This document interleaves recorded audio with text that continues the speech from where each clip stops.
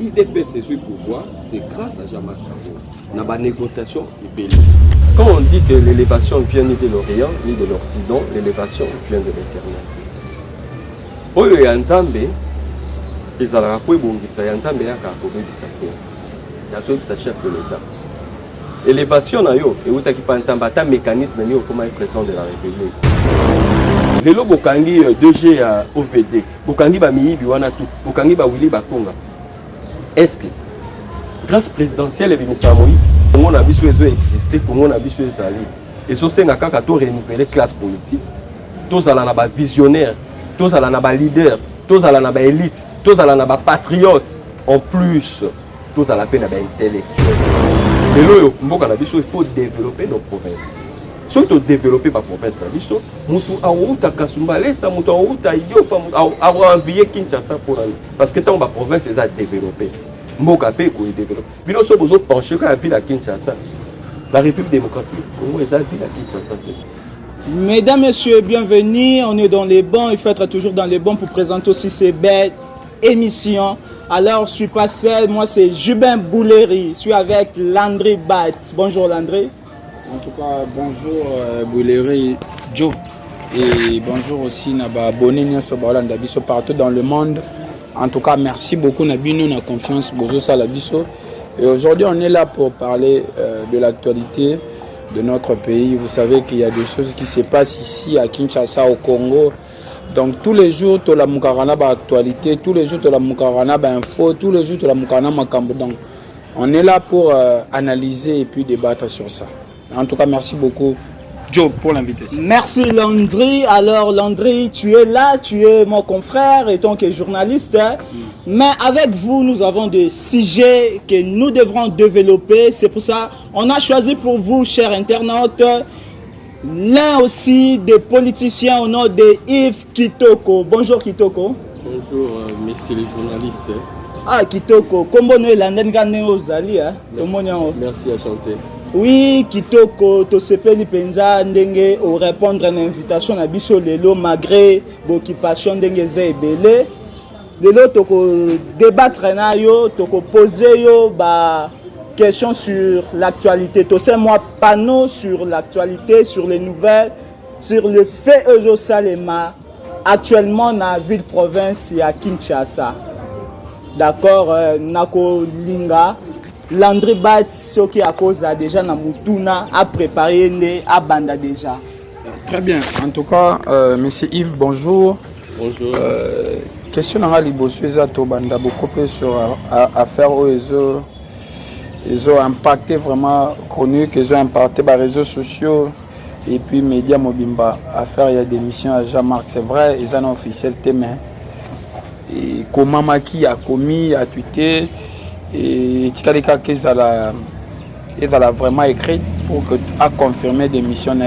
Yo étant qu'analyste, tu penses que des missions à Jean-Marc ça va bouger les choses dans la vie politique congolaise?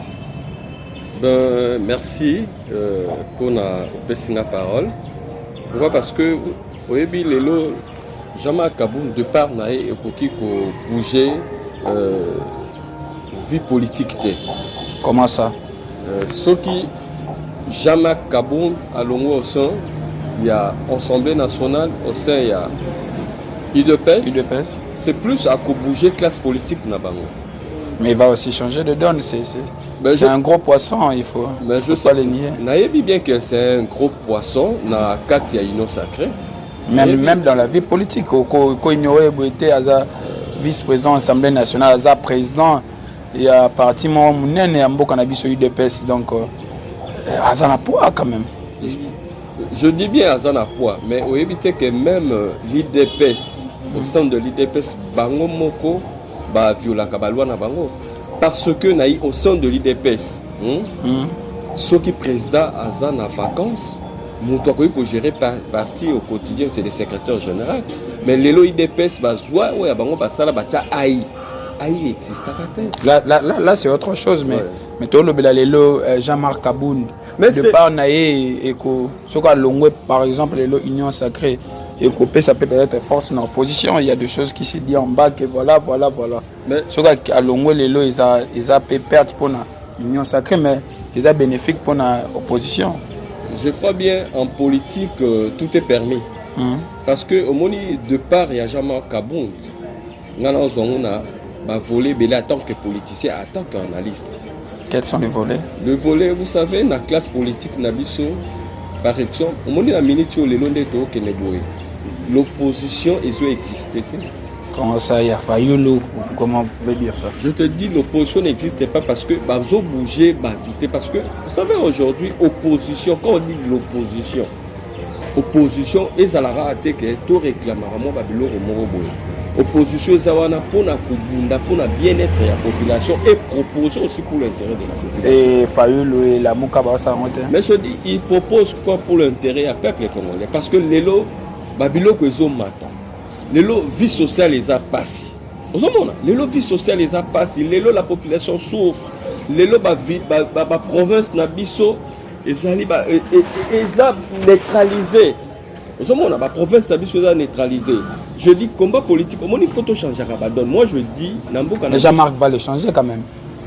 Parce que mais ça ne sera pas la même chose. Jean-Marc Oya a pression ce soir. Parce qu'il connaît la maison. Mais Jean-Marc Kaboun, on a l'analyste que pour que nous la plus Jean-Marc Kaboun, parce que je ne suis pas son porte-parole. Mais non, on parle de lui, c'est un grand politicien quand même. Tu dis un grand politicien? Oui, mais Jean-Marc Kaboun, à sa présent, UDPS, à sa vice-président de l'Assemblée nationale, c'est pas n'importe qui.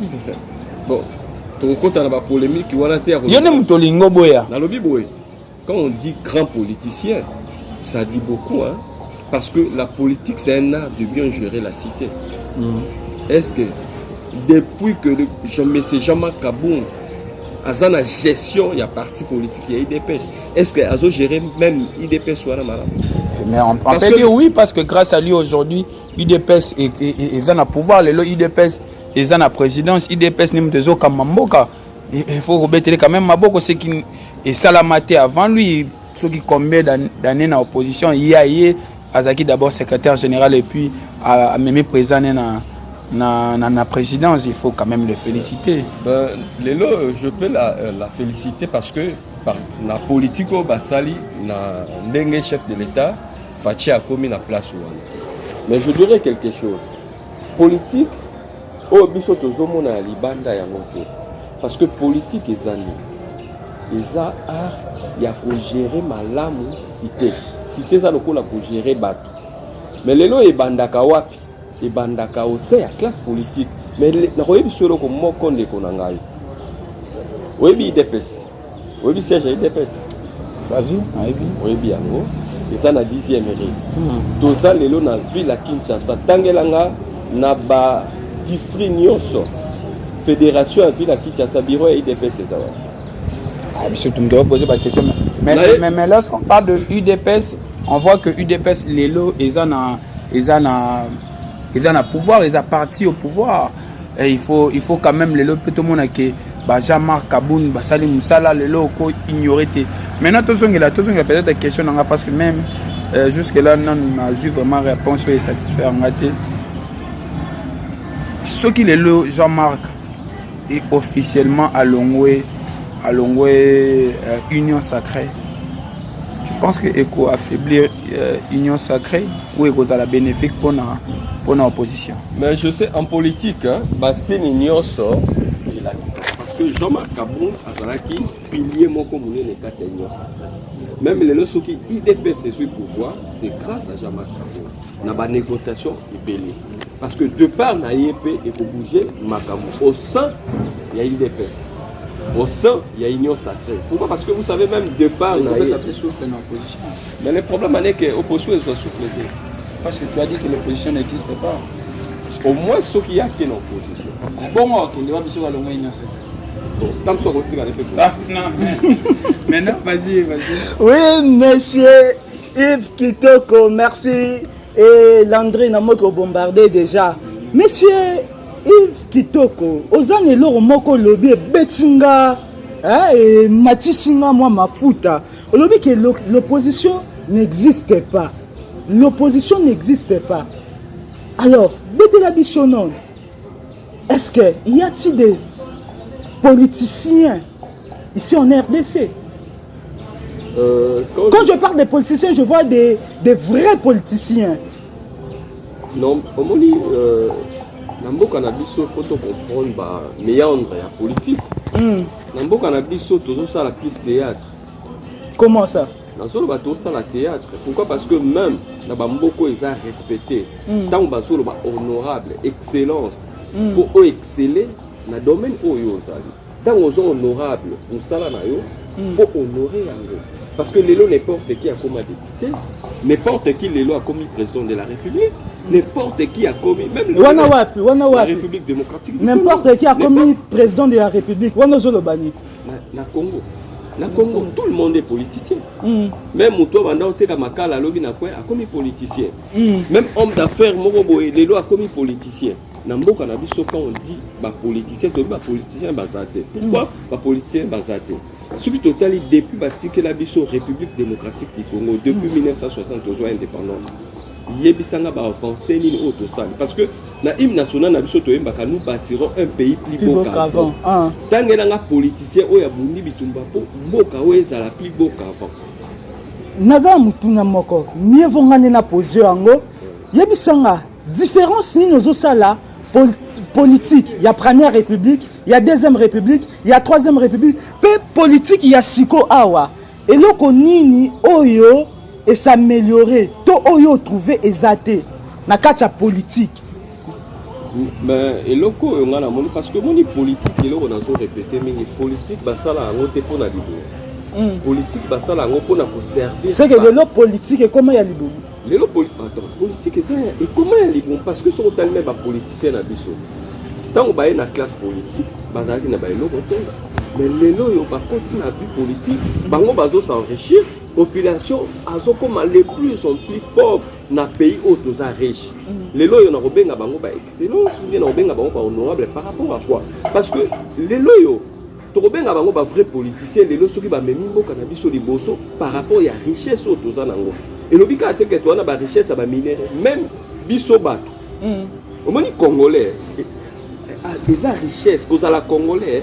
Ils ont richesse richesse nanini. Je te dis ils ont richesse dans ma casse pourquoi parce que les lois sont tali aucun na bamboka nyoso okokuta ba Congolais baza brave ou baza makas ba médecin ba Congolais bazo œuvrer dans ba domaine ebelé et so ça la manque ya encadrement ya politique oyo depuis Congo ils ala Congo ou ils sunga bango te. Attends, non, nalingi nayeba. Est-ce que la politique est restée immobile ndenge zalaka? Aujourd'hui, politique est changée. Je crois bien politique il y a Congo et le même système où ils ont histoire où ils ont vous comprenez parce que quand la politique il y a mot qui est changé beaucoup monde a même signe nango na ba vie sociale ya ba peuple congolais beaucoup monde a ba vie nango même na libanda. Parce que les lois sont toujours la politique sont bien avancée. Il faut dans la province d'Abisso. Nous pensons plus la ville de Kinshasa, mais toujours que les lois sont bien la politique. Il faut développer nos provinces. Les lois chefs de l'État accueillent même dans Bakassai, accueillent à Sali, à Tour, sur la Bakassai. Est-ce qu'il y a beaucoup de choses à développer? Bon, il y a faut combler panan. Faut tanan. Ceux qui politiques ils ont tambolaté. Faute ceux qui politiques et autant bolaté, faute ils allaient dans ba parti politique. Dans ba parti politique. Dans ba parti politique. Pourquoi? Au moins ba parti politique. Et ça ici ka oyo ba encadrer kabato. Et si ka oyo ba tangisa kabato amour du patrie. Et si ka oyo ba tangisa kabato la bonne gestion. Il y a chose publique. Vous comprenez? Les loyo ba parti politique na biso comme ba parti politique il y a masse. Mais le ba parti politique faut ba parti politique il y a ba cadre. Les partis politiques font la formation, la séminaire pour conformer les jeunes. Les partis politiques et comment qu'on soit jeune pour utiliser des désordres mais les loyaux pour tout le multitude il y a des partis politiques il n'y a pas non plus de partis politiques. Mais ça m'a bête ça peut liberté quand même. Je dis ndenge zaka liboso tozaka na impère kaka lelo to moni que ba parti comment ebelebe et ça peut ma bête ça liberté et ça peut liberté de l'expression quand même. Quand je dis liberté de l'expression et ça libertinage nous on a même na ba poto tozara na ba parti à gauche ou na ba parti à droite lelo IDPS na pas perdre bazara idéologie moi comme bazar bazo s'opposer na nini parce que ba ebi politique était Comment Yo ça socialiste, Moninga ça socialiste, yo s'opposer na ndenge. Mais attends, vous faites quoi la politique? Quoi ça socialiste? Bon, ça demande quoi? Et tant que yo analyste pour nous trouver solution na makambo wana esengi nini? Le problème est que pour trouver la solution, il faut renouveler la classe politique. Renouveler la classe politique. Oui, il faut pas renouveler la classe politique. Bon, ton chef de l'État depuis à Kotaki, monsieur Antoine Chilombo, Fachi Beton de Tobengaka. Fachi Beton. Yebisa, ba cher internaute, ba yeba, qu'est-ce que Fachi depuis à commis na pouvoir? Un de konanga Landry Sokozo landa bien. Depuis a commis président de la République, au biso to vota qui est. Donc biso na tie population vota qui est. Yebisa biso et là on a échoué. Depuis a commis président de la République. Ben, je crois bien Gaï na kozonga kaka na maloba président de la République parce que na koki ko botele makambo ya la kaki perpétuel. Osomona parce que les lois batu babo ito juger président de la République des photos là. Pourquoi par exemple même bilan ezalaka na 100 jours. Osoko pa ya mandat ya mo. Otali ke sikani ni na ke et sikani ni na avancé te ona bombisa. Depuis que le président de la République, à ce que ça a une promesse. Les lois comme papa promet parce qu'il promet, à ce promettre mille mais à ce que vous réaliser. Je dis bilan à chef de l'État.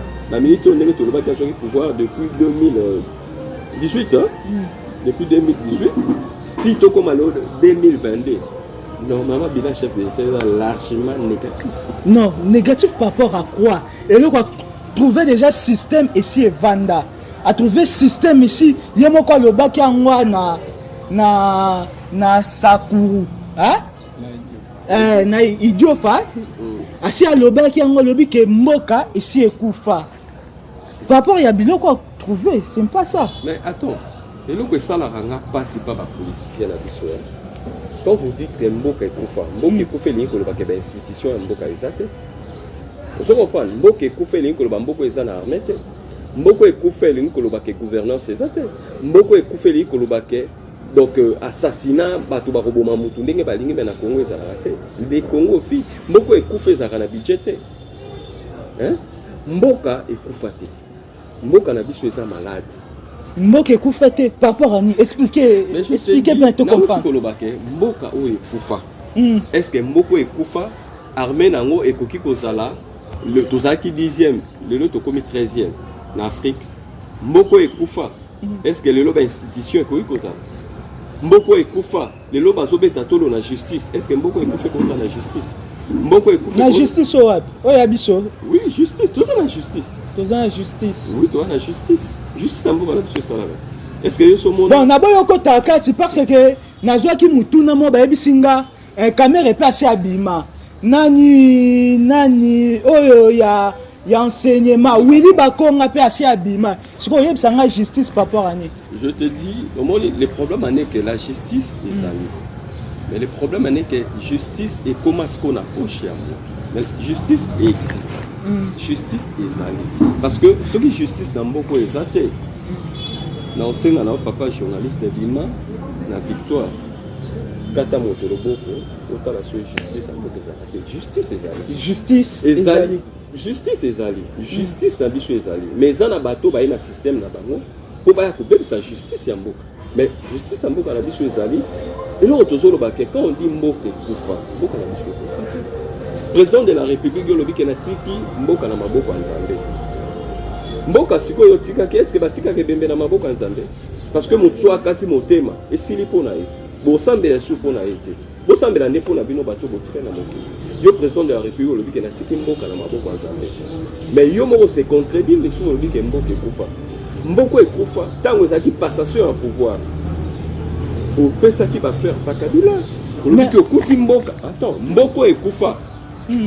Entraîne à pouvoir au sali, entraîne à pouvoir. Au sali programme nous la d'urgence à 100 jours. 400 et quelques millions de dollars et demi. Namboko et Koufa. Namboko et Koufa. Au petit réserve et à taux de change. Namboka oh et Koufa. au sali ba programme no yo ba ke manque ya pilotage fala lo ba ke mboke kufa yango ba munanga zo sala te wana toko revoir sujet wana après avant na lekisa maloba et pas Landry Bat na kolinga o expliquer biso non problème ya élection 2023 est-ce que élection ekozala to ekozala te parce que juste là ertozomona président Jean-Marc Aboum ti azo démissionné déjà étant que Negazaki deuxième personnalité dans l'Assemblée nationale et Nelaksa déjà que Mboka et Zambutu.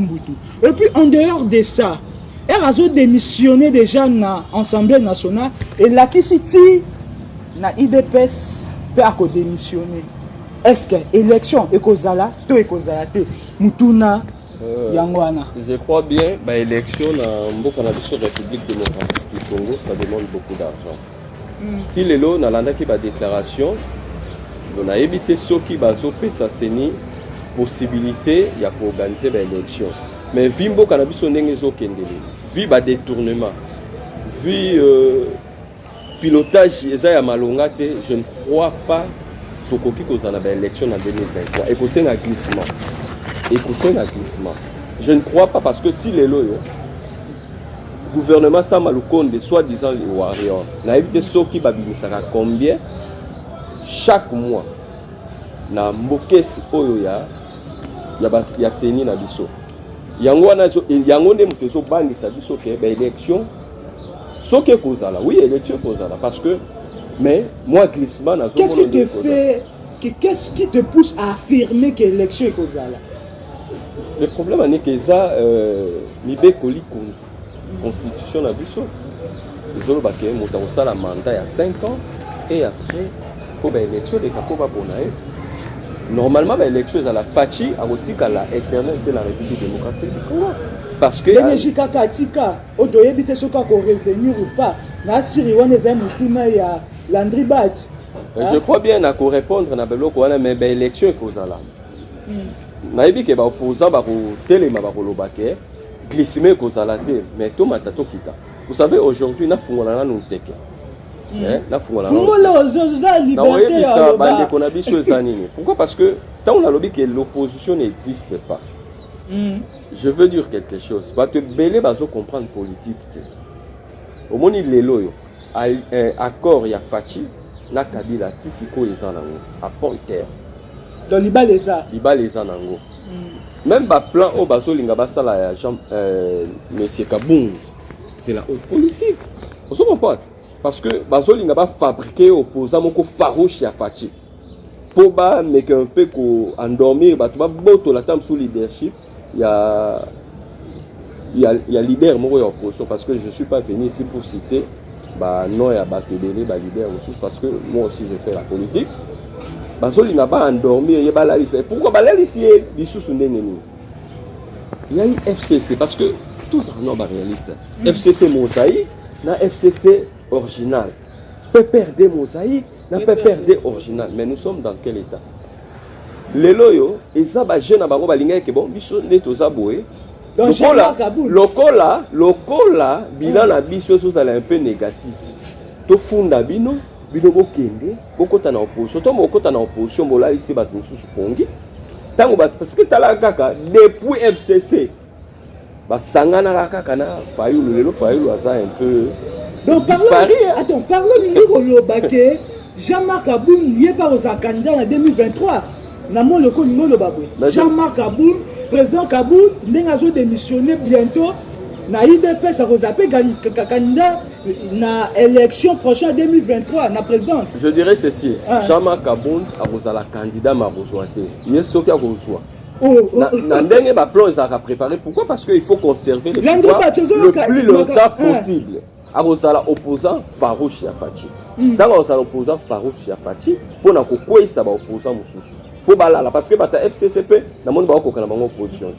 Ba kokana bango te. Martin Fayulu pe na moni adindi na ye. Parce que opposant farouche ya Fachi azate parce que opposant farouche ya moto zara moto beaucoup collaborer na ye. Et ça le rôle la ndenge papa Etienne Tshisekedi ndenge mobuta fabriquer ki. Parce que bazala ki ba 11 parlementaires au balongwa ki ba ke basala IDPS. tant basali DPS ezali na mutu moko oka o bazwaki ntango epanzanaki bazwaki kaka mutu moko mpo aza opposant farouche ya Mobutu. Lelo oyo mpe bazolinga bafabrique Jean-Marc Kaboul opposant farouche ya Faci.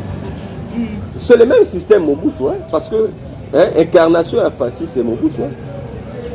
Incarnation, Yafati, c'est Mobutu. Attends, fais-nous un peu comprendre.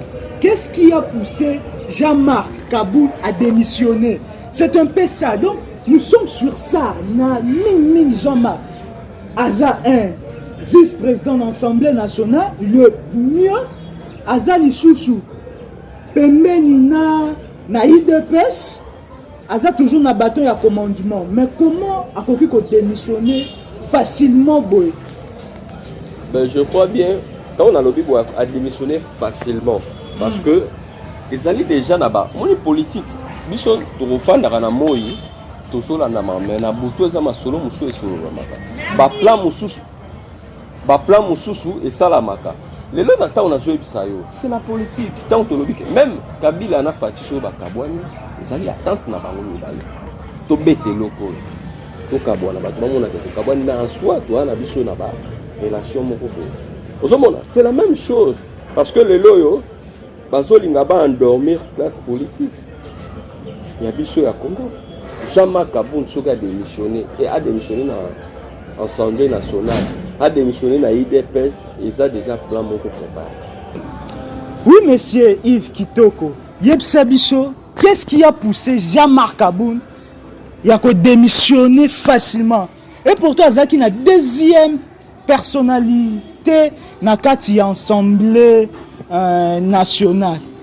Ben, je te dis quelque chose, le monde de la politique, il faut comprendre le méandre de la politique. Pourquoi? Parce que la population, que Jean-Marc Kaboul est opposant à tel, opposant. On dit que le Congo, il faut tout dans le théâtre de chez nous. Il faut tout gérer malade. Tout ce qui a trompé le peuple. Parce que quand tu es l'opposant, aux opposés, aux adversaires politiques, aux ennemis. Mais plus dans le cannabis, ceux qui ont commis opposant a commis ennemi.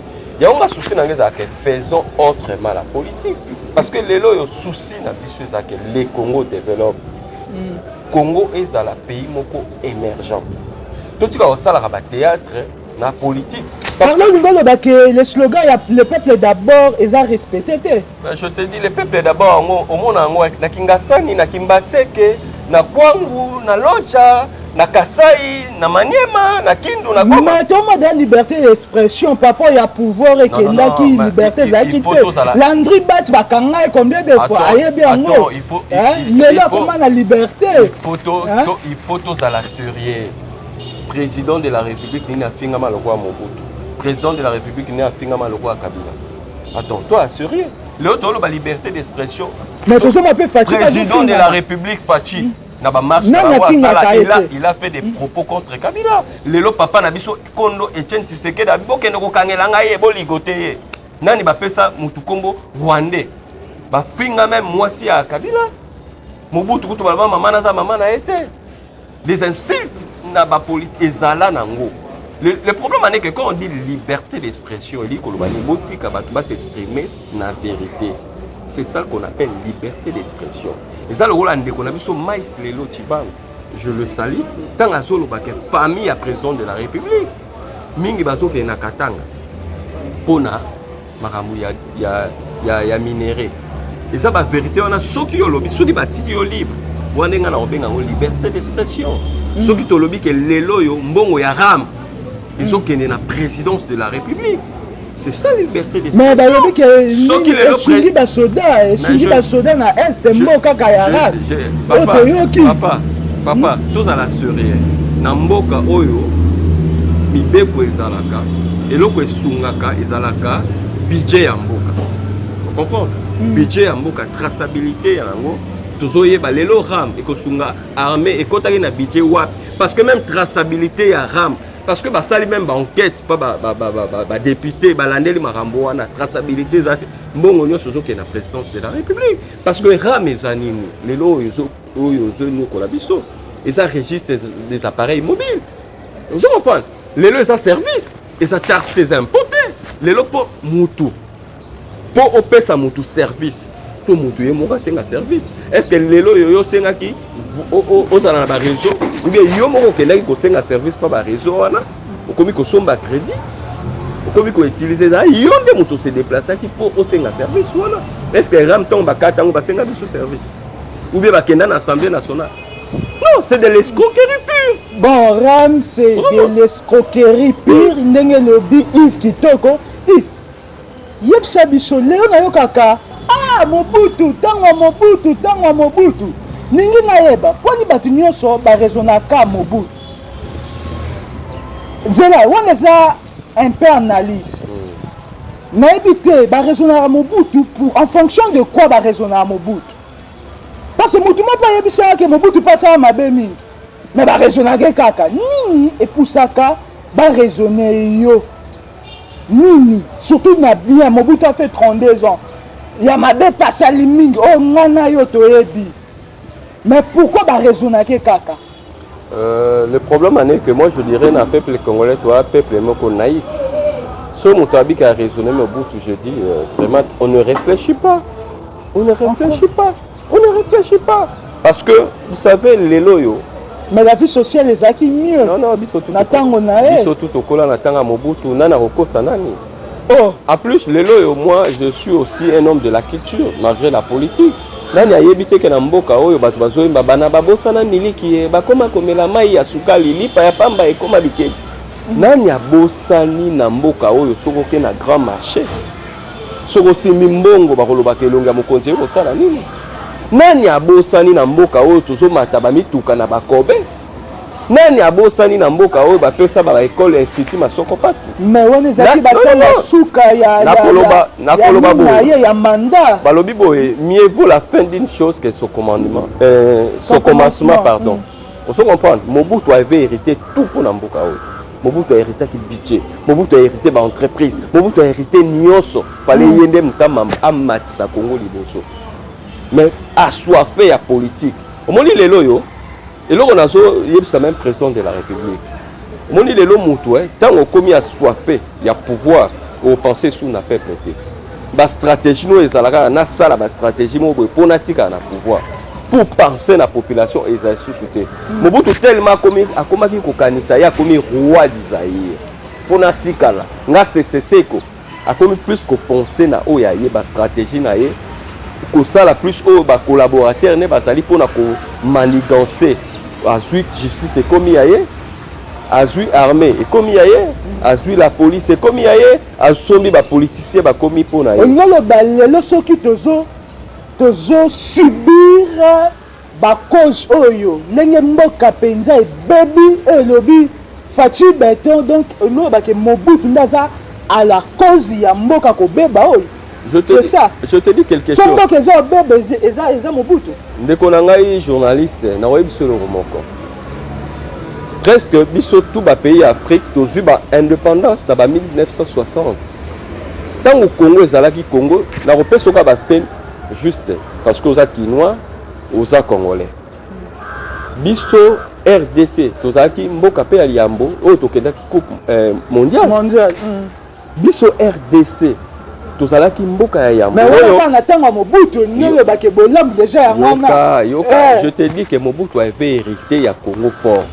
Mobutu avait hérité na Congo o ezalaki na elamoko ya malamu. Oza kuna ba bon souvenir na ya. Na zolo ba eza ba bon souvenir ya Mobutu te. Pourquoi? Parce que je ne dis pas ezalaki ba bon souvenir ya Mobutu.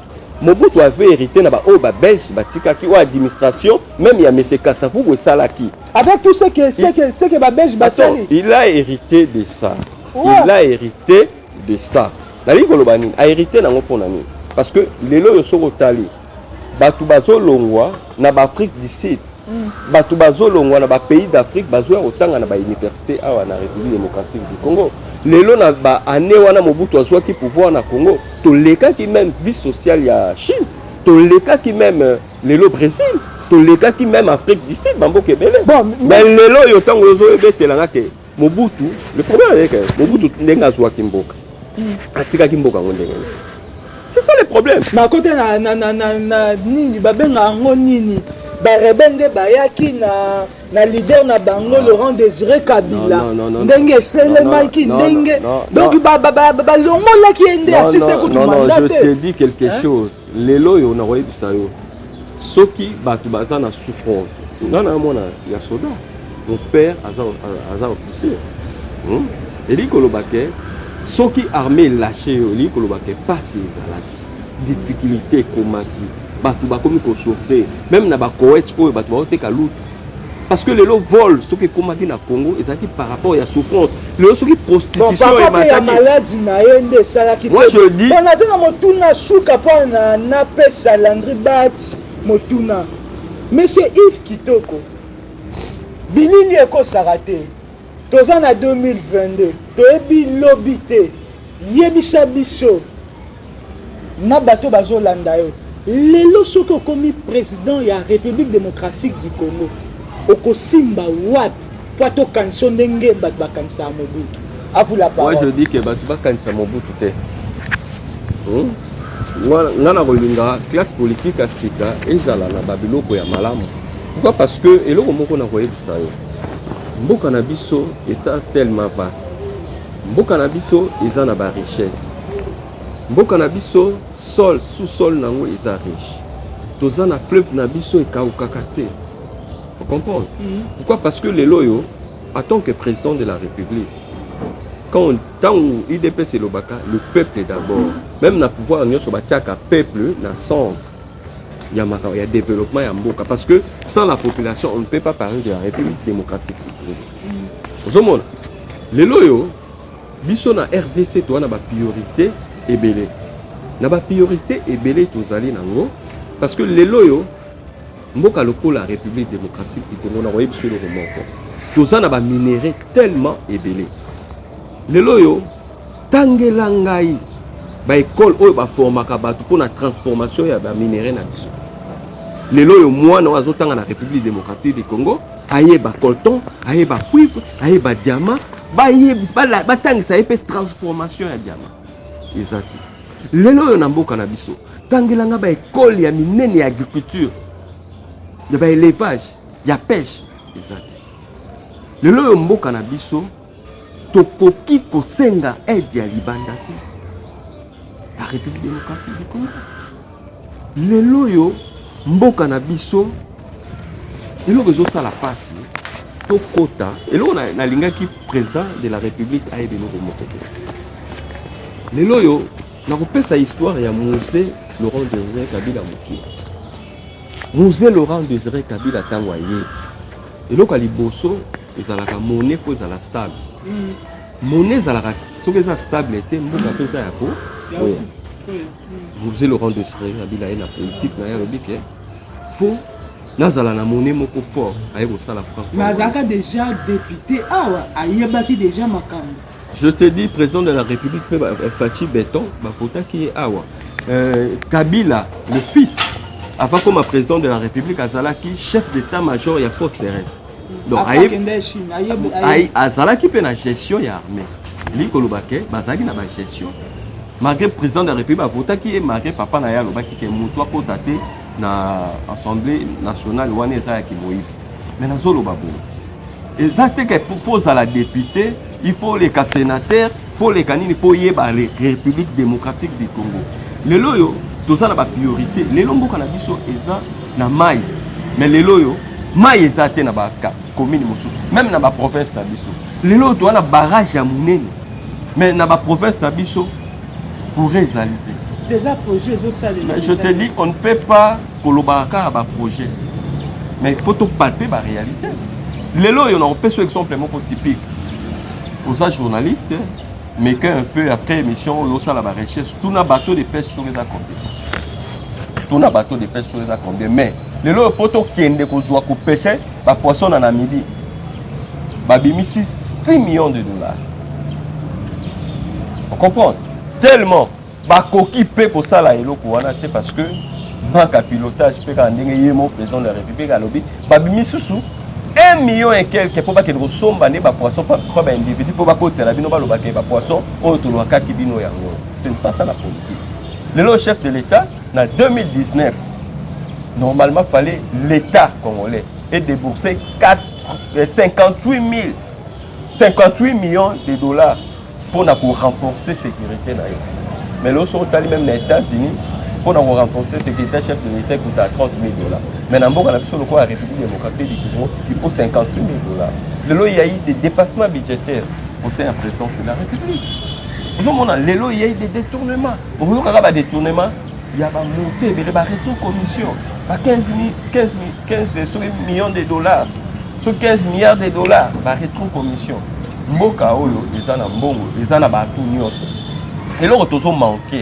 Parce que même tant que président de la République, Aloba qui est Congo et Koufate. Congo et Koufate, ce sont des hommes politiques qui ne sont pas Koufa. Congo et Zali. Et ça, on a fait biso Congo et Zana vie. Parce que sur le Congo et Koufa, Bouaka, Ata, l'idée sous, na balabala, on a la souris l'idée sous, et Kobo, t'as dit que le Congo et Zali. Les lots sont OK, na Tchad, na Soudan, na fleuve, na Bangozo Kauka. Fleuve à Congo, so Kauka. Il dit que le Congo est Koufate. Les lots, on a la forêt équatoriale. Oh, les lots, on a le chauffage climatique, il y a un monde qui est sur le monde. Na mboka wana lo bakemboka wana ekufa. Lelo yo tango bokendaki na COP 26. Monde a tchétché motema na RDC. Mais boki wana koboswa 500 millions de dollars.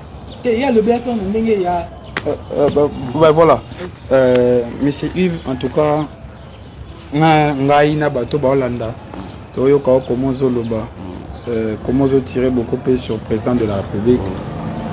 Je ne sais pas ce que vous avez informé, je t'informe que le président a inauguré ça va étudier en 100 bus pour que permettre à Bango Bakendara que là c'est malade. Je pense que c'est cette question. Je pense que vous avez informé le Congo dit que gratuité d'enseignement aux Anamboko Lelo depuis indépendance. En tout cas, le régime c'est les canaux habité ce qu'on Sangai n'époque ni bana banda autant au fait. Tout ça là aujourd'hui aussi na ba solo monsieur les membres sous et qui permettre pour le babola le président. C'est pour la première fois tout comme on a ministre bazo défilé na ba parquet ikola ba détournement. C'est pour la première fois ngana yo toyeba IGF ezo sala musala na ngweza na époque il y a Fachi Béton. Alors na koyo ko ndingo tirer sur ceux qui yo koki ko bakisa moi et là comme sous sa malam au président de la République dit qu'à Sali pendant mandat. Mais je te dis quelque chose, je vais balayer sur le je vais balayer. Oui, vas-y. Quand tu portes de l'IGF, le logis la linguette est où? Il est toujours là, il est toujours là. Mais Gilles la linguette, nous ça là ça les a été, les a à court de compte. Vous savez aujourd'hui dans beaucoup de mais ça peut me salaire pas comme ça là. Attends. Il c'est pas interdit qu'il y a ça. Attends, Gilles la linguette, il y a ça là, policier. Il y a quand il faut pas. Quand je dis policier, le Yukolobatek est policier, il y a soit Kangakamo. Vas-y. Vous comprenez? Il y a Zali Wana pour enquêter. Tant où il y a qui enquêter, à suivre l'élément. À qui n'a qui des droits? Qui des droits Wanande, Yende Moutaboyeba, Ndengani Bakoyko na procédure. Ah ok, non, en plus, les lois, on a envoyé ça. Il faut le papier à compter, on ne pas président. Si. Je te dis. Non, il j'ai pas coquille à couper ça. Hasard. Les services sont attachés à la présidence. Non. Le problème c'est que IGF et Zalaki services sont attachés à la présidence. Attends. Et Zalaki services sont attachés à la présidence depuis Kabila. Voilà, je te dis, depuis Kabila. Les loyaux, au Kokiko Zala attaché à la présidence pour ta protection. Parce que dans l'enquête, ça la faut la protéger. On se comprend. Il y a un attachement à la présidence de la République. La présidence de la République, à Zali, justice et à Congoté. Non, après ça, on a qui les droits après ça, on peut la présidence. C'est pas mauvais. Non, c'est pas interdit. C'est interdit. Non. Je te dis, attends, je te dis, tu es journaliste. On a des informations que IGF et Koki peut sa rapport na qui des droits et peut sa rapport na la présidence. Attends, mon frère. Bon, ton côté les maçons, on a pas sur le côté les maçons, sur les loyaux. Je te dis quelque chose. Les loyaux, l'éducation, il y a un beau cannabis, ce qui topé, c'est le président de la République. À Kenda qui a une université. Alors, qui est Wi-Fi gratuit. Basilabis, tout ça, c'est rien. Mémoire, il y a professeur. Il y a la synthèse, il y a cours. Vous savez combien de pays dans le monde au monde a professeur à syllabus? Je te dis, les lois na bambo kawana, attends. Au monde les lois na bambo kawana, toloba teke bateka ka syllabus lelo mboka wana tellement l'état hein asa l'état responsable à finançaka na financement wana bibliothèque ezalaka na université vous comprenez bibliothèque vous pensez que na IPN na campus bibliothèque attends ngana illettré non j'ai pas dit ça na tunio bibliothèque ni na ba université na biso ezali ba travail à fin d'études nde to benga ngo bibliothèque oyo ke ngai nde naza so na sisi travail à fin d'études alors so na sisi ba travail à fin d'études na ngai na osala 3 exemplaires moko eza ya ngai moko na tiki yango na bibliothèque moko eza pour na directeur na ngai pour ndenge ba ko se préparer ba poser nga ba question à l'état to aussi bisango to tiango bana ana pe ba roya ba ke ba sali plagiat wana benga ngo bibliothèque tout ça sérieux tous à la série, na eloko to sala. Quand on parle de la gratuité de l'enseignement, na boy gratuité de l'enseignement. Vous avez na boy gratuité de l'enseignement, mais enseignement na biso, ya Congo, est-ce que ça na compétition même na enseignement en Afrique d'ici? Enseignement na biso ya Congo lelo yo kende na iniki. Plus de 2500 étudiants na salle ba capitaine ni ba yo kani. Enseignement ya Congo. Moi nazo silisa zo soit diplôme d'état. Ayebi pas même kokoma. Quand même, il faut pas la gratuité est à malam. Et bon, il faut autant la avant la gratuité, il faut pas infrastructure et ça là. Même les logements ils sont que gratuité. Si quoi les logements bande qu'on a vu sur bana ba province ouana. Moana parce que même les logements moana qu'on fait na bon. Tant moana zo koma, ils ont bon ça peut écrire ya moi. Mais c'est Yves na quand on me question gratuité wana. Gratuité eza eloko eza choix à présenter, c'est écrit dans la constitution. Alors ceux qui assalent yango, pourquoi toujours koloka comment je peux dire moi bouc émissaire par rapport à tout ça, il a fait quelque chose où est dans la constitution. Ben, il faut d'abord encourager et puis voir des choses après. Quand il faut toujours critiquer des konanga journalistes. Lelo yo on a aussi na Congo ezali. Congo tout ça la na bulu yekete. Congo a pas tout ça la décampo. Mais élection bolinga bulu yeke. Je te dis hein, la lobby boy, élection biso to organiser ngo. Et attention ba sala on a bulu yeke l'essentiel. Mais le problème est que mais gratuité faut pas ça na bulu yeke. La lobby boy, élection eza nango eloko. Mais gratuité ou bien enseignement, yango ne muteza base. Vous comprenez? Et ça base. Ce qui est le fondement eza malamu te. La classe politique bo larguer banane. Parce que les loyo et loko bazo benga enseignement, et loko bazo benga éducation ya bana, faut qu'on soit yango na ba rigueur nyonso. Et pour ça la ngobongo te parce que les loyo avant ba le problème est que pressé et ça na ngoma bete. Et c'est ngani. Et loko senga kai. Tout d'abord faut que ça état de lié y enseignement. On se reprend ça l'état de lié dit bon ça va les faut que na gratuité. Autant doit na 26 provinces. Dans 26 provinces, avant gratuité, ça, il faut total là, Kassai, il y a combien des écoles? Alors, pour les coquilles qu'on recevoir, ok. Même Bana, parce que quand on a des conditions, et le but est que moi, je suis à la classe pour attendre. Alors, pour faire tout ce que vous avez, il faut combien de temps? Je te dis, le problème est que c'est une volonté politique. Papa, on a fait un exemple moqué. On a fait un exemple typique. Les loyaux, Toyo qui conseiller Bilon. Oyo azaka keya loba keya tanga na ba école oyo ba sombaka ba diplôme te. Vous savez, il a détourné 14 millions de dollars. Il a présumé détournement. Il y a non justice de quantité, il faut pas affirmer parce que le problème est que non quantité. Il a présumé, Au moment quand on dit présumé, na mboka na biso ba tutu ba présumé partout dans le monde. Sinon ba kati l'autre. On fait cet exemple moko typique. Les loyo na fait ça exemple moko typique. Programme d'urgence, il y a chef de l'État, il y a 100 jours. Et Zalaki, le budget il y a 470 quelques millions de dollars. Kamere Balobi a détourné 55 millions. Les 400 et quelques, est-ce que les Congolais vont se poser la question? Parce que programme d'urgence, il y a chef de l'État à 100 jours, et Zalaki a vu la Kinshasa, et Zalaki a tous les 26 provinces. L'agriculture, l'élevage, la pêche, dans le domaine de construction, l'école, construction des hôpitaux, et ça qui dans le domaine de il y a un programme, il faut que tu aies le chef de l'État a un programme, il y a développement, il y a la province, et il y a un montant, il y a 400 et quelques millions. Il y a lancé dans le gouvernement. Vous savez, mon immoque, to gérer mboka na sentiment te pour na ça mutu tel faut na komisa mutu tel le loyo attend que nous sommes moi je suis de l'opposition de l'opposition et dit kolobani il faut critiquer et proposer. Alors proposer na fandi on répondre jusque là la question na ngati na habité faut na zela combien de temps il faut combien de temps pour que yo lobi na ngai yo lobi mise en place c'est gratuit na lobi boy na bi ça demande la volonté politique. La volonté politique, c'est pas attends, Jama Kaboun, vice-président et assemblée nationale, à autour de ton école, $350,000. On est dans le bâtiment, on parle de l'enseignement. Attends, quand on dit l'enseignement, il y a une gratuité de l'enseignement. Parce que la gratuité de l'enseignement, au moins, mais à côté, on a des réhabilité et puis vous avez combien de moi je dis la République. Je vous ai posé la question pour savoir il faut combien de temps pour la mise en place. Parce que c'est écrit dans la Constitution. La République démocratique du Congo n'est pas la ville de Kinshasa. La République démocratique du Congo a 26 provinces. Nous pensons plus la ville de Kinshasa. Mais Kende na Locha, Kende na Basankourou.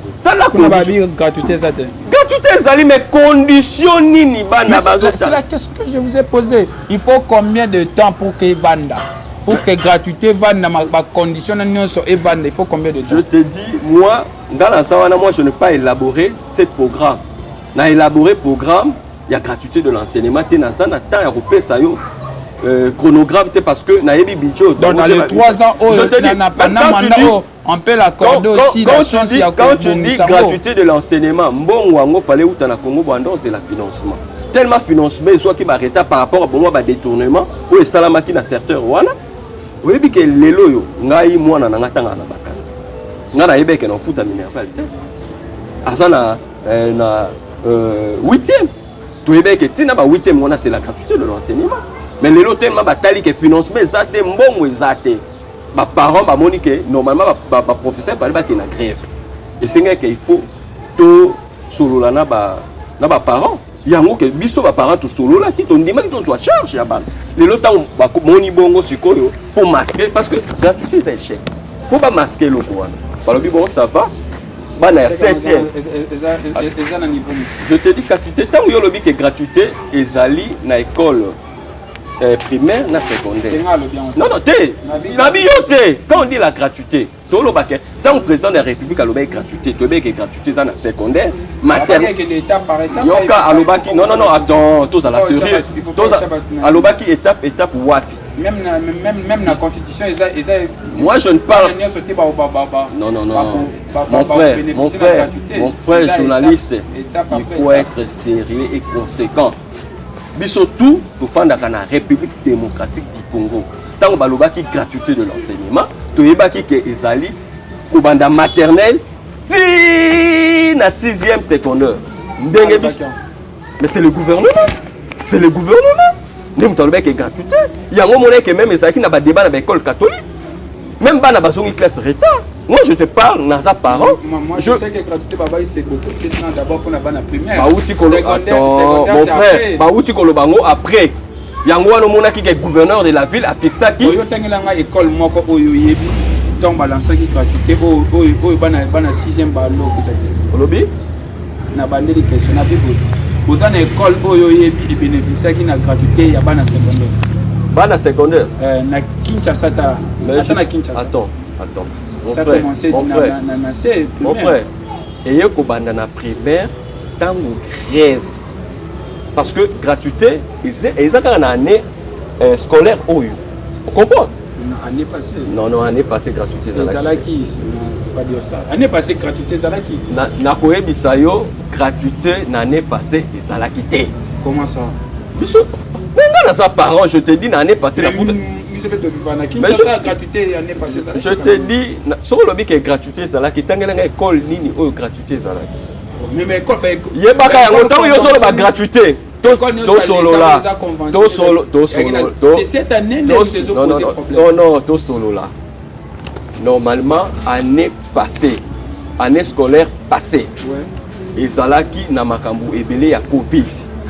bana bafanda ki mingi na bandako c'est là qui monsieur attends au moni lelo na ba UNESCO mon frère quand tu es journaliste lelo yo classe c'est là qui parce que tout ça là qui na niveau que UNESCO est déclaré année blanche vous comprenez yango wana bana basilisi na précipitation on est parents c'est pas une année et na lobby boy c'est pas une année bana batani bien ba programme c'est là quitté je suis parent je te dis mais dans la bana matin classe mais ba matin qui attends on ne peut pas encourager les mâles on ne peut pas encourager les mâles parce que quand on va salir va établir système ba moni qu'il y a eu des perturbations babi et continuer bon et que va proclamer pe bana bon ça va papa na web sur ce ko eloko moko na biso ba faille ya gouvernement o yozo kota alors kota na zona poser ba question oui parce que tu ba question na eza plus appui à gouvernement tu appuies non parce que toi tu oso détruire bango OK na détruire bango te nazo critiquer pour ba sala malamu tokeni tango bayaki covid eyekoya baye na système na bango na éducation normalement il fallait que ils allaient na système ya na programme na téléphone na place wana batu baye koloba ke bana ba primaire ba na ba téléphone te programme on ndeni bosa na ba téléphone o eza ya Android baye koloba bon to comme ce qu'on a système que ba cours epesa maka na ba chaîne ya télévision lelo yo na koyebi so bato bafandi na Kimbatek po baza na délaissage ya tongo midi po ko reza la bate bato bafandi na Masina na ba province na biso na parlons plus courir à la raté ba profiter na ngonde ozomona te faille ezala to encourager ba bilo côté parce que babaki programme na bango ko continuer c'est parfait ya on a solo babo sikoyo poto kende na makambo yo ya ba bis vous savez ba bis lelo yo ko pesa na ba université bani na ngolelo je suis étudiant à l'IEC gouvernement oyo wana ya tango ya Kabila Zalaki apesaki ba bis na ba étudiant apesaki ba bis na ba université ezala ndeti publicité te ezala ndeti campagne te to na pré-campagne te lelo yo ba bis wana to zala attends non attends et ça moni lelo ce qui fait mal na mboka na biso soki loka malamu balobi chef de l'état soki loka mabe balobi gouvernement manque à pilotage lelo yo muta débourser mbongo wana ezala eza mbongo ya contribuable congolais eza mbongo euti ya faci te polo bake don ya chef de l'état tout ça sérieux te balongoli te mais attends papa balongoli po batu ba critiquer po batu ba lobby soki pe batu ba lobaki te balinga batika lelo yo bis moko so mema ba étudiant ba tielongi ya chef de l'état mona na mboka ata kutu Kabila o babenga dictateur ata Mobutu ayaki dictateur yo mona elongi ya Mobutu na bis moko ezala kité vous comprenez ezala kité ils ont moyen de transport ya ba étudiant au moni lelo elo ko sala ke lelo ba étudiant ba souffrir tant que yo pesa ba étudiant mutuka wana amortissement ya mutuka wana carburant ya mutuka wana ça demande beaucoup ya moni de besoins à la coupe ba étudiant ba futaka 500 francs débat mo eza wana fallait ça la gratuit chose na carte na yo électronique kokota gratuit mais vu bazo ba amortissement mutuka faut carburant il faut 500 francs bon transfert à il y a 500 francs vous faites quoi lelo ba étudiant faut ba ande na books faut que politique oyo nini étudiant a son books étudiant so tanga faut dans la moyen de transport na étudiant faut tanga lelo yo même ba étudiant tanga so tanga ba ke lelo parce que ça va passer muto aussi ça chic hein pour akende même pour ça la stage dans l'entreprise moko bo ezara problème faut payer ça mbongo on veut dire mboka na biso hein il faut pas encourager ba système oyo so ya ko détruire enseignement na biso ozomona toi na ba génie moko impossible na Congo mais ba dirigeant na biso bali ko aider ba jeune congolais te ba ko aider naza sur na 2023 makambo za bien merci Landry Bat na mutuna kitoko ata Yves kitoko ndenge kombo nepe lobi azape kitoko ata ameke ba ko yanolango kitoko te menga aza mutuna moko Yves na lobi boy yo lobi ke Faci bilan na ezali négatif ndenge bilan na eza négatif toyebi déjà ke biso nyonso nde toza boye na 2023 ekozaka ye ako double mandat sikoyo yebisa Faci bato pe bakolanda ye mo pa alandaka pe internet yebisa ye soki akomi sous-président na deuxième mandat ozolanda ye eloko nini akoki kosala mpona sepesa population surtout oyo asali te na premier mandat azoyoka. Je te dis quelque chose. Omoni mboka na biso eza mboka moko laïque. Comprendre. Même mboka tango etambolaka na spiritualité. Omoni nzambo asali kona se. Mais pas assemblera. Je te dis. Assemblera. Je te dis. Na mettre en cause ma prière n'a été. Nous sommes un pays laïque. Toujours croire na ba valeur moko ya bana na nzambe. Na oui solo moko. Nazota, la présidente de la République en face. Quand on dit que l'élévation vient ni de l'Orient ni de l'Occident, l'élévation vient de l'Éternel. Oyo ya Nzambe, ezalaka ko ebongisa ya Nzambe yaka kobebisa te. Nazoyebisa chef de l'État. Élévation na yo, eutaki pa Nzambe ata mécanisme ni okoma président de la République. Dieu t'a rejeté quand tu as associé monde où ils ont ndenge ya bonzambe te. Attends. Rejeté. OK, vas-y. Je te dis quelque chose. Vas-y. Je te dis quelque chose. Au moment tous à la rappel trop spirituel. Vous savez quand le président de la République a prêté serment, il a légué les pays na maboko na. Ya nzambe biso to. Maître Vedi, c'est Dieu hein. Tu connais c'est le nom de Dieu. Ah bon? Tangela na vexé ni nzambe comme on wana. Tant la salle captation à quoi il crée Joana ba conscience. Non, soyons sérieux. Allez après auquel il sous sur le bic na tiki mboka na maboko nzambe. O tiki mboka na maboko nzambe akena ba prière ba sali ba prière. Et après yo moko lobi ke mboko se kufa nango. Et donc on rejoue ezate. Na spiritualité même Bible ça rabiso ke. Tant ozo senga nzambe loko foza na continue. Vous comprenez? Non, contexte, attends, c'est pas ça. Contexte, il y a le BMBO qui est baby, et ça, papa, il y a politique. Et non, papa, il y a Moka. Papa, il y a ma gestion. Quand je dis, il y a politique, il y a que bateau, ba me makabiso, et ça, ba homme politique. Moka, il y a un moment où il y a des bandits qui kufa. Et ça, bateau, il y a ça, qui kufa. Vous comprenez? Et ça, la rappelle, bateau, ça, la Mboka pesa la construit. Je te dis, na web solo moko, ngala olo baboye. Et lo boye na boya kapa président de la République les années. Président de la République basali 37 ans na opposition. Et li kolobake tant bazali na opposition, ba yebaki ba problème nyoso ya peuple. Ba yebaki pe lelo soki to komi na pouvoir, to ko trouver solution na ba problème na bango. Président bazali na tenter pour ça la consultation. Avant que Bako la Union sacrée, vous savez que le président de la République a fait une consultation. Azoua Bakaye des charges à batoyer Baké, ba problème ni autre pour résoudre. Depuis la Union sacrée, il y a un problème ni ba résoudre. Le président de la République a que mais si qu'on répondre à Mutuna Nangate, si qu'on parce que on a tout bien. Et là on a koko sala na deuxième mandat. Oyo nana tika ko sala te. Mais je te dis, ndetinga na opese deuxième mandat. Et là on a le Baka na deuxième mandat. Attends, la rose à la ignorante, parce que ce qu'il nous a promis n'a pas réalisé. Vous savez, aujourd'hui, la population souffre. Mais surtout vivre dans le peuple. Mais on a toujours souffert depuis l'époque contemporaine. Papa, il y a un lobby boy. Le problème est que liberté d'opinion. Attends, yo siko nengo zawana ondimika continue à souffrir.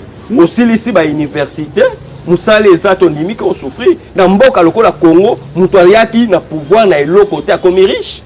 Lelo yo classe politique moko boye, ba comme na ba pouvoir, ba comme même talanda va jamais Cameroun. Tout ça c'est rien quand même. Tout ça là c'est rien. Lelo ba montre au même président de la République azolata. Et ko sunga même etia ba cabine ya courant na ba commune mususu. Et ko somba même ba singa courant. Ba montre la Rolex. Mais yo landika ba montre pourquoi? Mais je te dis, attends. Là ta ga montre ta. Na web solo moko. Tanga la ta ba veste bien. Tant aux okende na ba mboka wana pona ko senga aide. Lelo pourquoi la République démocratique du Congo to ba aide plutôt so ba investisseur. Tant yo ki ko senga, ko ko kemande. Letinga na epa na yo. Na ko senga yo. Na sena nga na beti nini ya Louis Vuitton. Na lati montre Dolce Gabbana. Na beti yo diamant moto na beti. Bilo o nga la lati na nzoto. Et ça valeur même pour les Cambongo nga na senga. Est-ce que tu vas me donner? Est-ce que tu vas me donner? Ma président de la République Ouana, président, je te dis, ma président de la République Nyonso Ouana, au président de la République à Kendaka na bamboka wana batala kabiema na parce que ba yebi ba collection mundela yebi collection mundela so atali mutalati bo yebi ke collection eza nebo nebo tango zo kota kutu caméra bazuyo ba beti ordinateur ba yebi ko lati bo ba otala le président congolais format so beta so la beti ka na réunion moko eza 1 million de dollars. Mais toi tu veux demander quoi? On se comprend. Président de la République, tu te déplaces avec une délégation moko impossible. Non, vas-y avec ma question. Qu'est-ce qu'il peut faire? Moi, je te dis, il ne fera rien. Parce que Nakoti Kalakopé, c'est président de la République, deuxième mandat. Parce que Mboka, ils ont chance de l'Okopambate. Tout ça, là, c'est rien. Mboka, tant que pour 5 ans, pour améliorer. Ata ya Moukie. Mais yo améliorer. On l'a dit que détournement. Attends, moi je vais voter le président de la République. Alors qui que yé. Quand on dit ma récit mandat ne fois si sa guerre na est. Attends qu'à si guerre na est était. A récit mandat. Yé mo quoi les qui a lobby que yé mo quoi sur le bac bilan na est négatif. Yo lingo PC bilan ni ya positif. On se comprend. Yo lingo PC bilan ni ya positif. Depuis président de la République, à président de la République. Je te dis conseil des ministres, président de la République, c'est lui le pilote. Il y a un projet. Depuis qu'il est président de la République, il y a un pilote à programme, tout. Programme d'urgence, il y a 100 jours, il y a chef de l'État. Il y a chef de l'État. Tant qu'il y a un gouvernement, il y a ce pilote programme. C'est la présidence de la République qui pilote tout. Avec ses amis, diaspora, les Chekoulamen. Pour toi, en 2023, candidat à cause d'un an. Moi je dis, en 2023, pour l'instant. Je te dis. Landry Bati. Je te dis. Bongi pour la RDC. Il y a te passer bâton à commande. Parce que tout le monde déjà jamais démissionné. Tu as déjà proposant il y a 2023. Non, il ne faut pas encourager les médiocres. Attends. Les médiocres. Attends, ce sont des médiocres. Je te dis. Les loba qui est pour changer le système Bikourou, c'est le même système Kabili qui continue. Les détournements, la présidence. Il y a des pobotama. Attends Mobutu, attends Kabila. Il y a des détournements dans la maison civile et chef de l'État. Mais on a Oyo. Tu sais comment on a des détournements dans la maison civile. C'est pour l'Obami. Pour l'Obami. Dans Kalabando l'Obamate. La Kalasoko Bando l'Obamate, c'est que, attends, il faut. Ceux qui sont lobby Bando l'Obamate, le Lobatanga, Paris, c'est le chef de détournement, il y a Basné. On se comprend. Détourner pendant ça. Il y a un ministre qui a chassé le gouvernement. Ça c'est ça. Babylone, ça qui médiatisé. Les lois de justice, c'est comme plus médiatisé. Bon, il y a des motos bakangi. Les lois bakangi 2G à OVD. Bakangi bami biwana tout. Bakangi ba Willy Bakonga. Est-ce que grâce présidentielle et Bimisa Moïbi tout dans beaucoup les assurés. Grâce présidentielle. Et puis, Moussa Moïbi. Moutou a détourné. Moutou a yibi. Ensuite, la grâce présidentielle. Soyons sérieux. Bateau, la grâce présidentielle. Et ça, Moutou a yibi qui lit pas. Nani a yibi, pas bimi la grâce présidentielle. Je te dis. DG à OVD. Adman la grâce présidentielle. Les sous-soirs. C'est pas ça, c'est innocent. Non. Yo tango bakangi. Non, tango basambi si yo batio na prison na makala kunoza innocent. Il y a soko lobi kasaki innocent. Total là, programme d'urgence il y a 100 jours il y a construction à baso du mouton. Babylon va salité ba sali biso. Basaki innocent. Les loyo va marcher de gré à gré. Entreprise et ça la désanté. Même entreprise où il fallait sommer la présidente de la République armement blonné à sécurité. Et Zali, le chiffre d'affaires, il y a 4 000 $. Pour ceux qui ont PC marché à 58. Toi, assuré. Toi, il ne faut pas encourager les marques. Mboka au Congo, et l'obité que Zamboka ya Fachika Yemoko, et Zamboka ya Kabila ka Yemoko. République démocratique du Congo, et ça y a bisonio sur les Congolais. Vous comprenez? Moutoumoko a un monopole à Congo. Vous comprenez? Moutoumoko a un monopole à Congo. Congo, et ça y a bisonio sur. Les lois, et ça la passe. Biso ba Congolais, tout moko ba yekaka, basaki na rien, les lois ba commis ba bourgeois, mais la population continue à souffrir. Même au sein de l'IDPS, des combattants bazo souffrir. Oh bazo les lois ba pesi ba diaspora, bango bazo se retrouver. Monsieur Yves Maloba eza ebele mais télévision eza nde ngonga namoni nakomi ntina limité na butu jumo nautaki aéroport nazoleka na butu bon naleka nzela na kala nabi naleka namo limité nde ekomi namo koma injustice moko eza wana koma limité ndenge ezali kaka komi présidentiel ebonga kitoko ekaba komi misusu betano ezani mais un mot sur la fin dans ces cas. Quand on parle de limiter commune présidentielle, c'est par rapport à quoi? Parce que quand on dit commune présidentielle, les a ici qu'à président Fandi. Les lopes ici qu'à Kabila Bazaraki, il fallait pas faire ça, les présidentielle. La Guadeloupe peut parler à la présidentielle, tout assuré. Limiter la commune présidentielle par rapport à quoi? Parce que le chef de l'État peut dire qu'il Naouia. Non, pas ça, Vandana. Coco l'année, il y a président. À combien de présidents na Béatrice Hotel? Na Gombe. Azaki logé na Gombe. Avant à la présidente de la République, na Béatrice Hotel. Vous comprenez? Son total IP na Belgique, place à Fanda et à la presse présidentielle. Parce que la Colamine na Belgique. Bon, on n'en disconvient pas. Pourquoi limiter et vous allez toujours ils ont revêtu image moroboya oh yo not aussi comme on a été. Mais ce qui au moins les problèmes maintenant que le réseau ça la mabezana.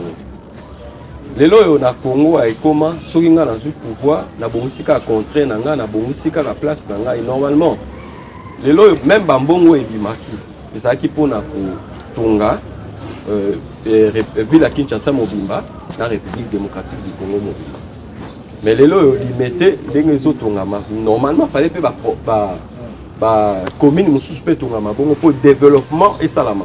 Et là on a reproché à Nambo Kanabiso les lois d'autoroki kolobake mboka na biso développer il faut tout développer ma province na biso ba village na biso surtout développer ba village ba province tout le monde a que exode rural et que ça na capitale parce que même exode rural et bomaka économie ya mboka tango batutu bakimi village bali ko sala bilanga te bali ko sala agriculture te bango nyonso baye na province nyonso ville province nyonso na monde vie ezalaka trop cher.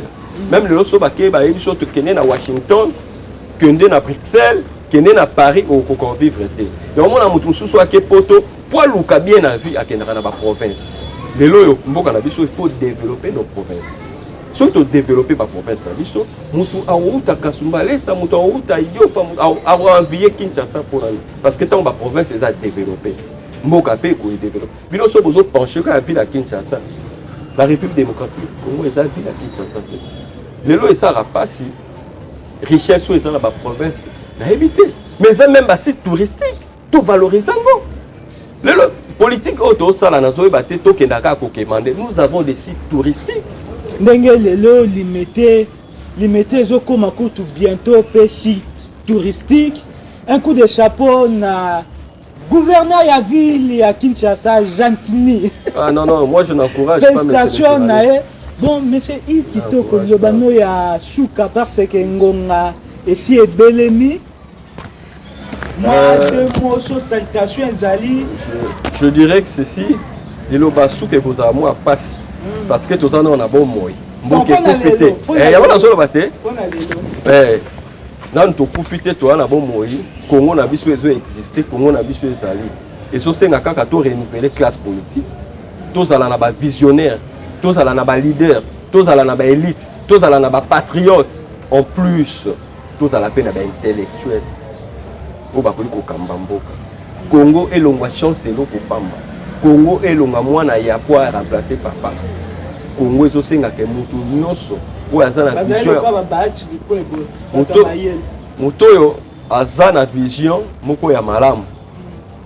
Atonga komboka ekende liboso. Pourquoi? Parce que moi je dirais ceci. Ngai souci n'angeza à mettre la peau de banane na muto azo gérer.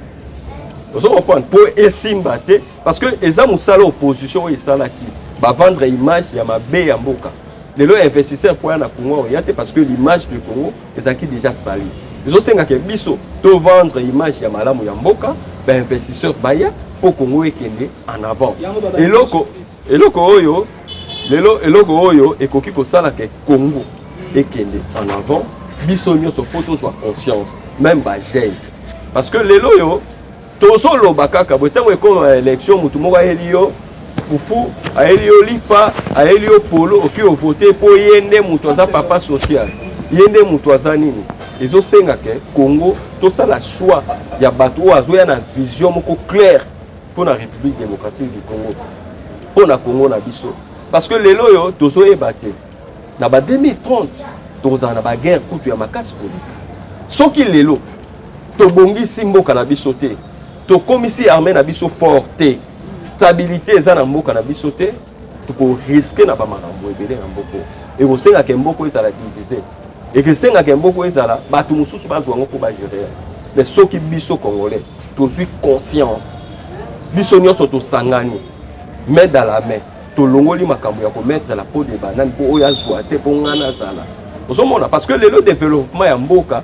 fo ebanda na bandako na biso na lopangu na avenir tozela kaka te l'état ya fo biso nanu parce que développement ebandaka biso moko moto amoni oyo bimi libanda oza propre mais toilette no eza malamu te lopangu no eza malamu te eza propre te ozomona liboso ya lopangu no eza sali te bajeune tozwa mpe conscience ya basalongo kobongisa avenir kointerpele bato bazobwaka babiloko esali te juste naza mpe membre ya parti politique na biso INR Union des nationalistes révolutionnaires ya président na biso Nyembo na pesi mbote esika azali na pesi bakongolais nyonso mbote na pesi pe bandeko na biso ya Beni ya Butembo mbote des pères de mère congolais père de la mère ngai oui moi oui. Ben, je suis congolais à 100% de père et de mère il y a 100% congolais natif pourquoi Landry Badji oui je suis congolais parce que nayebi pasi ya congolais nayebi souffrance ya congolais nayebi bikeli ouais toyebi pasi ya Congo toyebi pasi ya bakongolais toyebi souffrance ya bakongolais parce que je suis étudiant nayebi souffrance ya baétudiant ozo comprendre nayebi pasi ndenge congolais omoni bato mosusu bavivre na bo apida bafana na bamikili bayebi pasi ta ye na bureau climatisé batie conseiller au conseiller chef de l'état bon wana makambo susu toza bambote oui napesi kaka Pascal Nyembo, le président na biso ya parti autorité morale ya INR na pesi kaka mbote Pascal Nyembo. INR est en obédience ni en opposition. Pour l'instant pour être dans l'opposition parce que l'opposition moi je m'oppose parce que par rapport il y a ba idée à moi. Hein? Mais pour l'instant des parti politique na biso pour l'instant toza ni à gauche ni à droite. Tolobara kokota na opposition ezani yokanano. Toza pe ba centriste te. Juste maintenant. Biso ndenge toza boye toza ni à gauche ni à droite ni na centre elikoloba nini tokena nous na mapononité parce que maponomi nde mutu esalaka ke bokende na opposition bokende na majorité mais bobino tant bosali le temps bo créer parti et ça d'abord parti le problème en est que parti directement la question parce que là c'est là na répondre que parti na biso esali 2 ans et demi to participer na ba élection té ozomona biso vision na biso ezali plus ya ba peuple opprimé parce que au moins peuple congolais na peuple moko opprimé peuple opprimé normalement faut se prendre en charge. Il dit que il ne faut pas attendre ce que le pays va faire pour toi, plutôt ce que toi tu vas faire pour toi. Très bien. Alors, c'est les mêmes discours, c'est les mêmes discours UDPS, les autres traités de tout, bilan négatif, c'est les mêmes discours.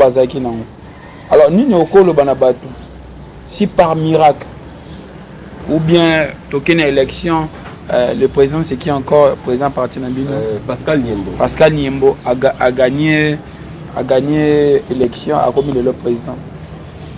Nini Oyo, Bino Boko Sala, Oyo, président de la République actuelle à Salaté, Tony Oyo Bino Boko Salaté au Bango Boko Salade. Je te dis, au Moni Nabambo Kanyos. En tout cas, c'est la preuve parce que. La preuve. Parce qu'il faut mettre l'homme au centre. Parce que tant que nous avons qu'à pouvoir, ce plus l'homme a se retrouver. L'homme a zala au centre et à développement. Parce que les lois qui moutent, oyo azozala centre et à développement au moins que vous savez l'autre côté. Biso souci na biso ba peuple opprimé wana. To zwa bango, biso na bango to gérer ensemble. gestion na biso. Vous gérez ensemble comment? Je te dis, tu gères ensemble ndenge nini. Tozali na ba veni. Tu comprends? Tozali na ba veni na biso par exemple. Na ba veni na biso wana tozali na ba problème oyo tozala kanango. Po mutu akouta kimbangu akoya koyeba ba problème oyo ezana toi na veni ni. Vas-y rapidement. Tozala matonge. Est-ce que mutu tozala kimbangu akopesa ba matonge solution na problème na bango? Il faut bana matonge. Bazwa conscience que tozala na ba problème boye. Ba problème na biso ezo senga photo soit ba solution boye. Na chaque avenue bazaka na ba chef de riz. Chef de riz à avenue ayebi ba problème yari na ye. Akomema yango et pas ya bourgmestre. Parce que développement ya mboka ça faut quoi au-delà de tout ça, bah on est dans la théorie. Parce que le président de la République tant a joué qui pouvoir et Félix Tshisekedi. Abagé le moment makambe belo bando yo kana opposition tant a commis sur place ya mota monaki. Est-ce que déjà bino bozo ça l'effort ya koluka koyeba réalité? Pas ma théorie pratique. Mais je te là, dis, ce sont des théories. On peut se discours. Il y a qui toque mais pratique. Quand tu dis ils ont théorie, président de la République a lobby que vous savez ce que Kabila a dit. Je n'ai pas pu changer l'homme congolais. C'est l'homme qui est au centre du développement. Vous allez changer l'homme congolais comment? La lobby boy, bah changer l'homme congolais, faut te passer ma responsabilité. Il y a développement et amour. Il faut repasser ma responsabilité. À partir de là, on a conscience. Aujourd'hui, l'homme congolais n'a pas de responsabilité. Mais attends, dès parti au pouvoir, je dis quelque chose. Dès parti au pouvoir, il y a des jeunes, il y a parti balamuki na tongo baki parlement de vous bakomi kobeta masolo. Est-ce que baza na responsabilité? Ba jeune wana lelo baza parti au pouvoir baki ko fanda de ko afana na nous arrivé à la fin. En tout cas, c'est la responsabilité. Prochainement. En tout cas, merci beaucoup Nabato Nyoso Balandi Biso, merci Nadete, merci Pena Nadjino Boueleri. En tout cas, merci Penayo. Je vous remercie. Monsieur Yves, voilà, merci beaucoup vraiment. C'était Jibin Bouleri. À mes côtés, c'était Yves Kitoko, l'analyste politique, et vers la gauche, plutôt la droite de Yves, c'était Landry Batz. À suivre. Ciao.